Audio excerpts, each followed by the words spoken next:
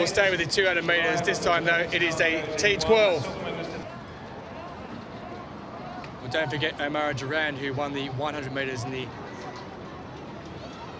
T12 category. She runs with a guide. She was only 0.99 outside the able-bodied world record in that. But these guys are all going without guides, and it is the Cuban SAVON PINEDA who gets away very, very quickly indeed as they come around into the final 100 metres. He leads by about 2 or 3 metres from KUZMIN on the outside, but pushing through, it's LOGINOV who's coming through in second place. It is a battle on between the two Russians. LOGINOV takes second, KUZMIN goes across in third, but in first place it is Leinier SAVON PINEDA who goes across in an unofficial time of 22.64 seconds. That's been rounded up to 22.63, and he qualifies for the final.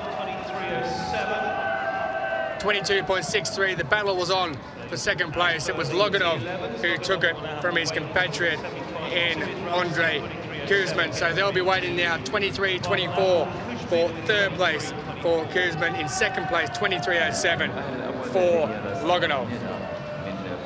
As you said earlier, it is personal preference as to whether a boy or female, for that matter, in the T12 class would like to run with a guide.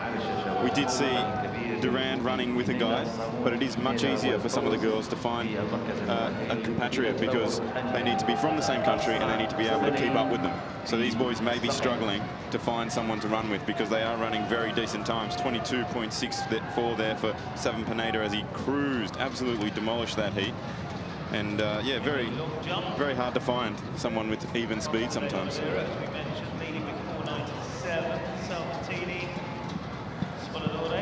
Well, there is confirmation of the opening semi-final. Leinier SAVON PINEDA. Look at that win, minus 4.1. Well, on the opening days, we had wins of +4. Now it's minus 4.1. I said the wind had switched direction. It was out of the northwest. It is now out of the southeast and coming directly into the athletes' faces as they come down the straight.